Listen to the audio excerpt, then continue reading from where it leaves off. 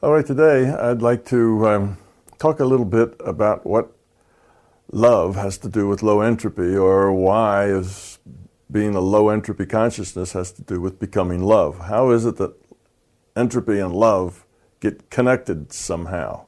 Okay, well, you know that in this virtual reality paradigm that I talk about, the larger consciousness system is the fundamental system. And we are avatars. We are played by a player that is a consciousness. I call that a individuated unit of consciousness. And that our virtual reality is here as a learning lab. You know about that. And that it's computed by a computer that's also part of the larger consciousness system. That the larger consciousness system is a information system. Okay, even a digital information system. Now, digital information systems want or need or exist because they have information. And when an information system evolves, it means evolving toward more, better, more useful information. It's the increase in information is how an information system evolves. If it loses information, a decrease in information, then it is de-evolving. Okay, now let's talk about entropy for a moment. Entropy is a measure of disorder. So think of an information system and how that applies to disorder.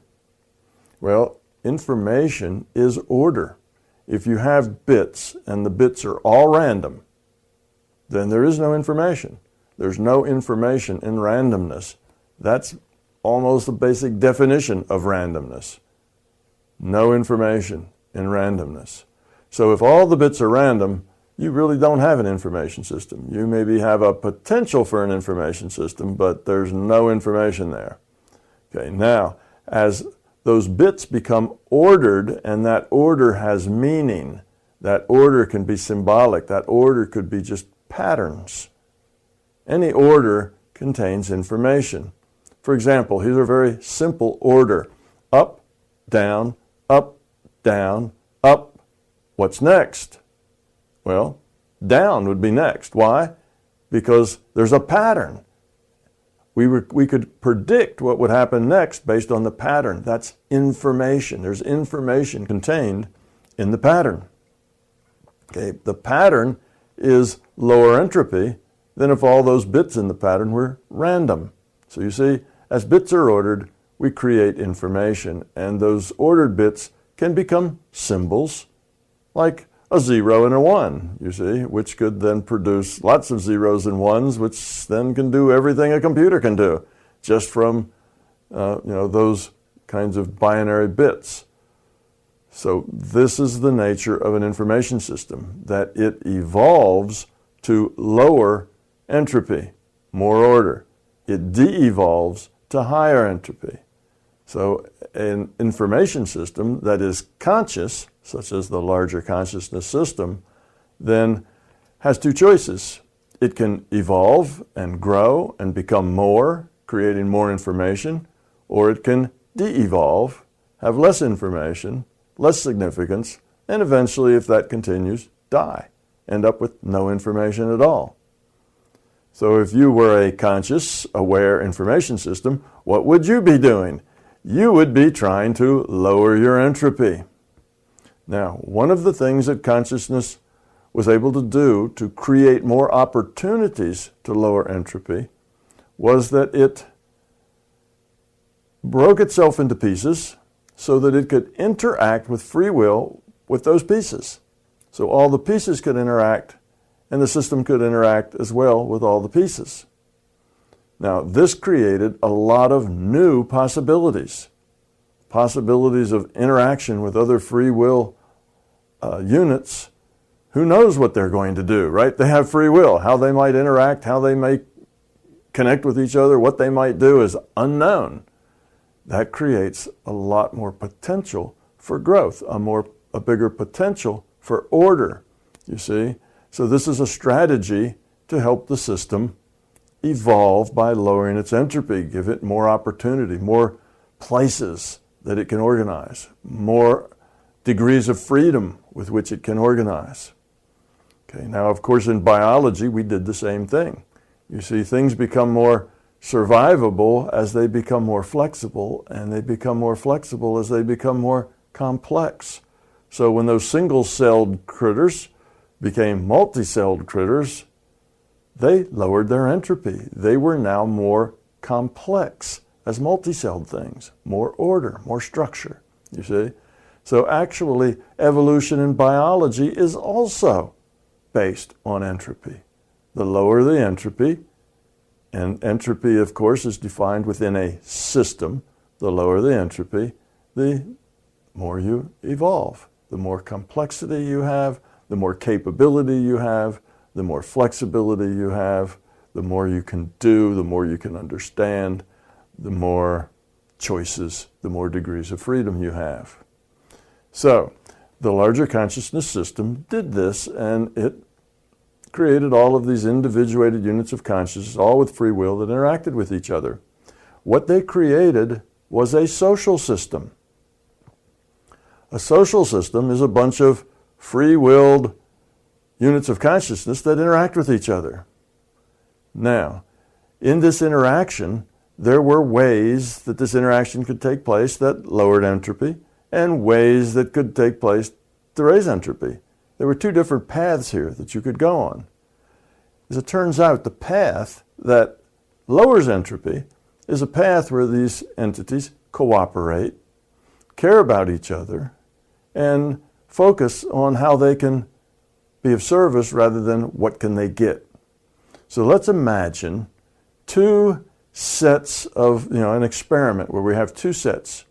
And we're going to see the difference between these two sets. One is, let's say we have 100,000 individuated units of consciousness, and that'll be set one. And in this set, there will be a certain amount of resources, a certain amount of capability, a certain amount of space, and then we'll have another set that's a duplicate of that. The same amount of ability, capability, space, resources, everything's exactly the same in the second set, except we're going to have two different attitudes in each one of these sets. Okay? In the first attitude, we are going to have a cooperative, caring attitude. Okay? In this set, if somebody invents something or comes up with a really good idea, they share it with everybody else. If somebody is unhappy about what's going on, well, everybody tries to get together to make them happy, to rearrange things such that they can contribute better or be happier in what they're doing. So it's about other, primarily. And let this set go. Just let it evolve however it evolves, and we'll come back and look at it, say, 100 years later, and see just what we have evolved there. We're going to take another set, the other set, and it's going to be, instead of love-based, like the first set, it's going to be fear-based. When you have fear, then you don't have trust. You're afraid that everybody else is going to take advantage of you. So you trust no one. And it's all about getting your needs met because you're self-centered. Fear is very self-centered. If you're fearful, it's about you. You see, that's the nature of fear, is that it's yours. You're fearful. It makes that just about you. So the fearful set won't have trust. They will each try to get as much of those resources as they can. Then they will have to hold on to them the best they can because somebody else might take it away from them. Well, they quickly learn that if they group up, they become a little more powerful. So 10 of those fearful beings together as a pack, as a group, now they're more powerful. They can go away and take stuff away from all the singles or all the doubles or triples because there are 10 of them and they can overpower and take what they want. Well, pretty soon there's a group that's got 20. Well, then the other group has to get bigger. And what happens in the end in this group is that competing groups form. And in these competing groups, each one's trying to get as much of the stuff as possible, as much of the resources as they can manage and try to keep them. Well, because nobody really trusts each other. The leadership of this group is constantly changing, constantly being done in, and somebody else is rising to the top, and it's constant turmoil there, and it's a very inefficient process. You eventually, at the end of your 100 years that you have to see what works, you would have probably 5% of the beings in the fear-based group in control of 95% of all the resources, and everybody else is kind of a peasant or a lackey. And you'd have these power groups that would grow, and the leaders would ostensibly protect their followers from the preying on by other groups. And you would have very little trust. Everybody would be out for themselves. It'd be kind of a dog-eat-dog world there. Well, that sounds a whole lot like our world, doesn't it? That's the one we live in every day, right here in good old physical reality. It's a fear-based world, so we know how that turns out.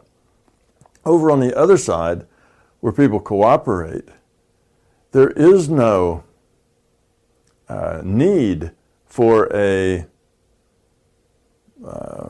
grouping up for protection. There is no need for grabbing as much stuff as you can. There is no need even for a whole lot of government or ordering or hierarchy at all. You see, there's no need for management. You see, management would never say, you go grab this crank and turn it. That's your job. That's your contribution. Because that would not be in the best interest of that person. That person may not want to turn that knob. And everybody in that reality wants that person to fulfill themselves to the greatest potential that they have, not to do things they don't want. So in the world that is love-based, you would have lots and lots of personal freedom to do what you want, how you want, when you want. Because if you didn't and you were unhappy, the rest of the players in that world would try to fix it for you. And as you see one of them unhappy, you try to fix it for them. So you have to imagine a world without fear. You see, we can't do that very easily because we live in a very fearful place. So we say, well, there's certain jobs have to be done and nobody wants to do them, so somebody would have to be forced to do them. No, that's a fearful viewpoint. That's a fearful viewpoint. It's not like that. There are jobs that need to be done, and if everybody sees they need to be done, then there would be people who would do them. And if they're jobs that are unpleasant, well, then they would be particularly high-paying jobs, because when you do things that are unpleasant, you ought to get more rewards for that. You see, there's ways to make hard jobs or not nice jobs sweeter by the way you compensate for them, by the respect you have for doing those jobs. So if taking out the trash is not a nice job, well, taking out the trash becomes high status because the people who take it out, well, everybody says thank you. And they're kind of the big shots in the community because they take out the trash. They get the work done. So it'd just be a different kind of structure than you have now. And everything would be done in a way that it would work for everybody. So at the end of their 100 years, they would have optimized the value for every individual to the greatest extent possible. And you would have a place that would be a very wonderful place to live and work and raise your family and be a part of. The other one, well, we know what the other one's like. We live there in the fear-based thing. We know how that turns out. It turns out full of greed and nastiness and everybody trying to control everybody else. That's how that one works out. So, you see, the one that is ordered, the one that is caring, the one that is love-based, that is the low entropy solution to a social system. So that's what entropy has to do with love. We are, as consciousness, pieces of a social system. And the way we lower our entropy is by becoming love, caring about other, being compassionate, having empathy. That's how you optimize a social system. That's how you optimize consciousness. That's how you create information. You create choice. You create freedom. You create opportunity. All of that is very constructive. On the other side, well, that's, like I say, that's just like us. Everything is suboptimal. Most everybody in that world is working beneath their potential. They could do more. They could be more, but they can't because they're stuck in a structure, in a hierarchy, in a position. They're a peasant, or they're, most of them are peasants.